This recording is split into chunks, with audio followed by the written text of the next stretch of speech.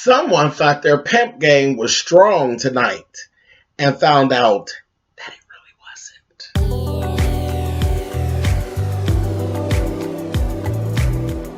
And I'm like, come on through, Cookie. I want to put my soapbox. That's basically it. Let's talk about drag and all its forms.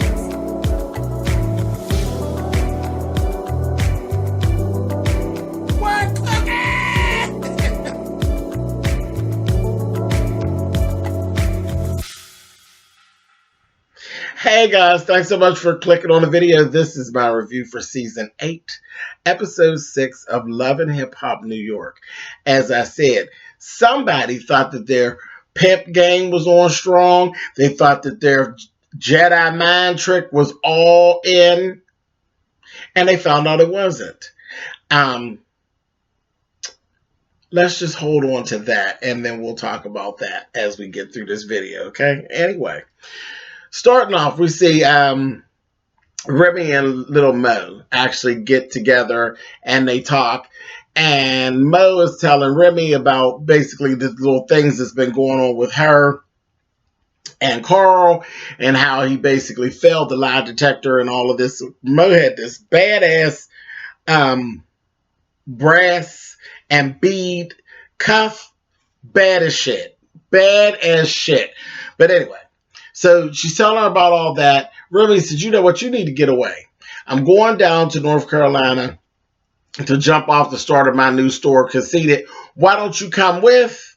And it'll be a good time to get away from the kids, get away from Carl, clear your head a bit, and then get back in there and get your marriage straightened out. And she said, it's time to grow up. It's time to stop.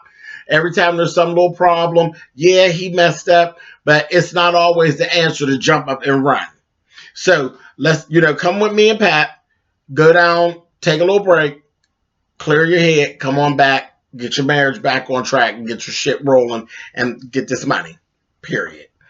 Was not, it was nice to see. She didn't give her that option of, I'm the girlfriend. Girl, get up and leave. She didn't give her none of that. She gave her, girl, fix your marriage and keep it moving. I was like, well, that was nice. And that, because Mo is not even in that space. So you could tell that Mo doesn't want to leave Carl. So that was good advice as far as I was concerned. Would I stay with Carl? Hell no. But that's me and Mo are different, But, yeah, I thought that Remy gave her really good advice. Anyway, moving on. Bianca meets up with Yandy. And Yandy is talking to Bianca. And Bianca immediately starts that crying, honey. I said, you done acted a damn fool. Yet again.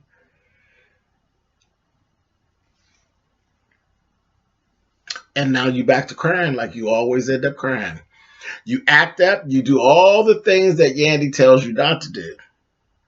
And then you go to those tears. But this time it didn't work. She told her that I'm not, you're not trying to win. And I ain't got you to do. I got things going on in my own. I ain't got no time. And she literally dropped her as an artist. I said, ooh. I didn't know if I seen that coming because I thought they were going to just make up. She dropped her. I was like, oh, wow. Okay. Next, we end up seeing Anais and Jonathan. They meet up, they make up, they squash their little situation. And I'm like, okay, so they kind of squashed it, but then they just jump right in, like right back into this friendship. I was like, oh, you two are some messy bitches, both of y'all.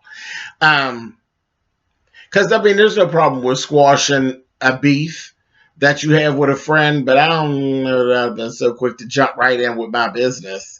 Especially with the way that the shit went down with Anais. Anais went against everything and told all Jonathan's business. So here you go telling her some more business. I said, ooh, that's a mess. I just had Mona written all over it, but whatever. So he's dating this R&B singer that we actually do end up seeing. His name is Trent Cruz later on. He's cute enough. That was weird with Jonathan, but hold on to that. We're going to talk about that in a second. Anais tells Jonathan about her fucking around with Rich Dollars.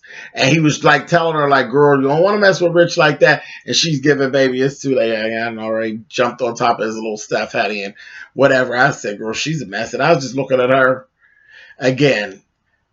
I don't get in her confessionals, yeah. But when we're just looking at her, platypus. I was like, she just is so irritating to me. It's just everything about her. She's just so fucking extra and so irritating. Whatever. Mess. But okay, so let me jump back over here to this Trent Cruz and Jonathan.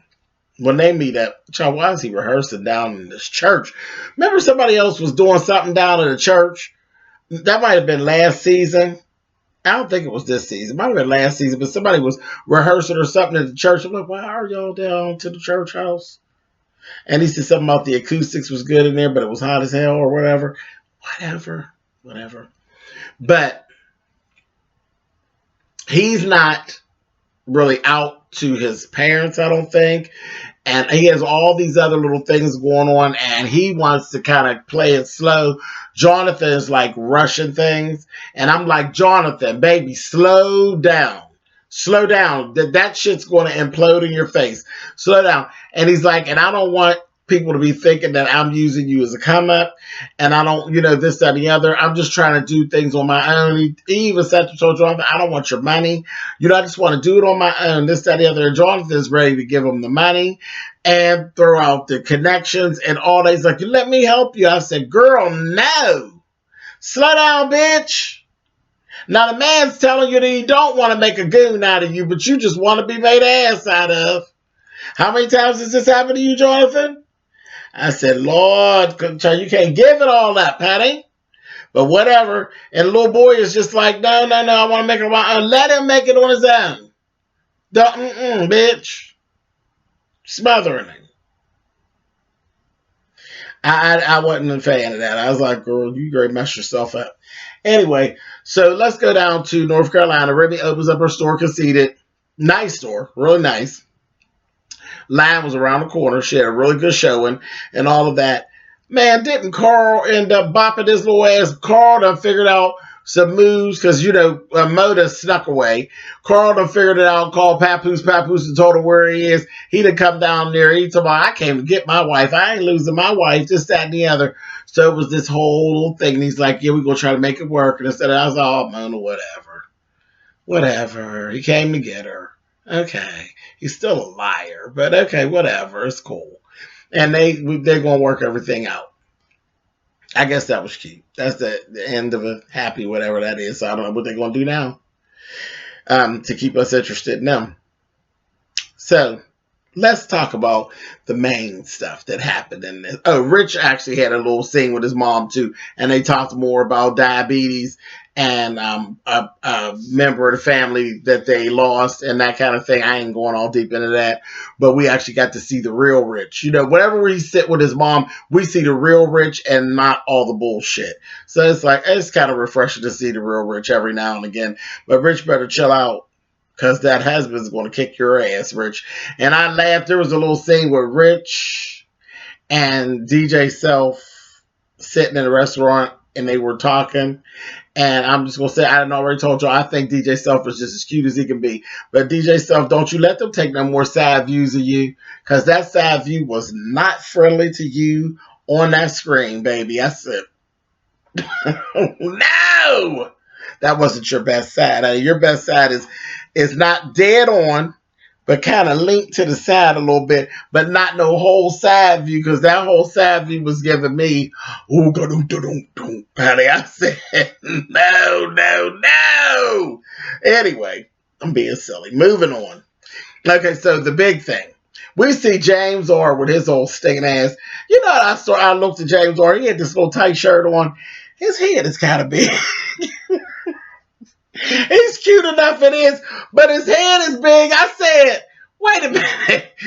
This little tight shirt on, and I swear his head, he kept moving like a bobblehead out of him. I said, oh, he's sitting over there talking about himself in third person, James R, so forth and so on.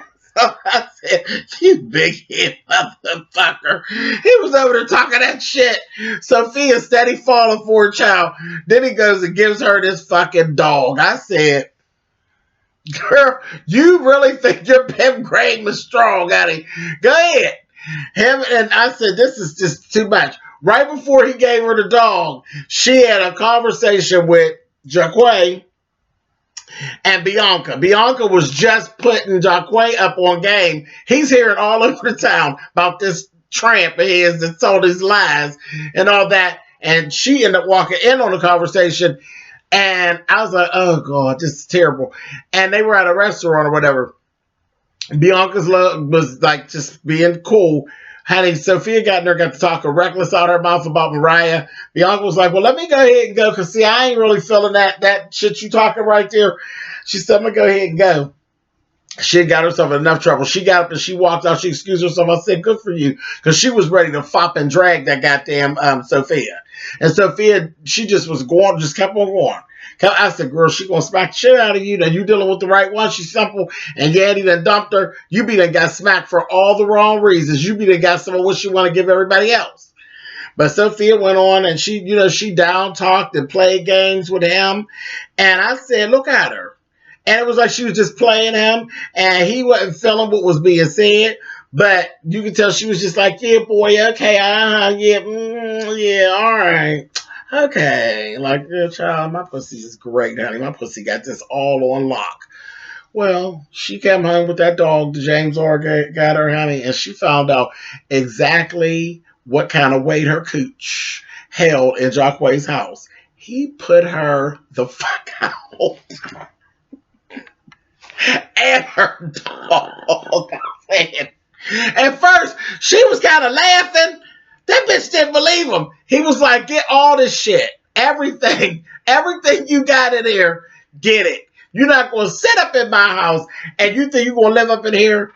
You and a dog that another nigga that gave, bitch, if you don't get your shit and get the fuck out of my house, I said, oh my God, put her out.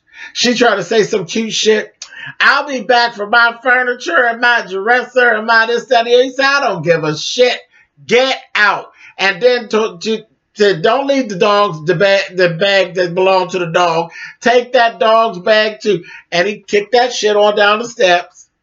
Said, here it comes. Boom, boom, boom, boom. Kicked it right down the steps. I said, oh, that's what I'm saying. Don't always think you got it all figured out and think your whole game is so fierce. Child, she thought she had it going on. But when it was all over with, now Jaquay jumped right into petty and was over it. And that bitch had that homeless gleam in her eye, honey, on the last frames of season 8, episode 6 of Love and Hip Hop New York City, honey. The show should have been called Having to Go Find a New Apartment, honey. I said, whoo, got you, bitch. Anyway, I'll talk to y'all next week. We'll get to see what happens to Sophia. Let's see if she goes and finds James or he like her so much. Let's see if he gives her a place to stay. Her and her dog. Mess.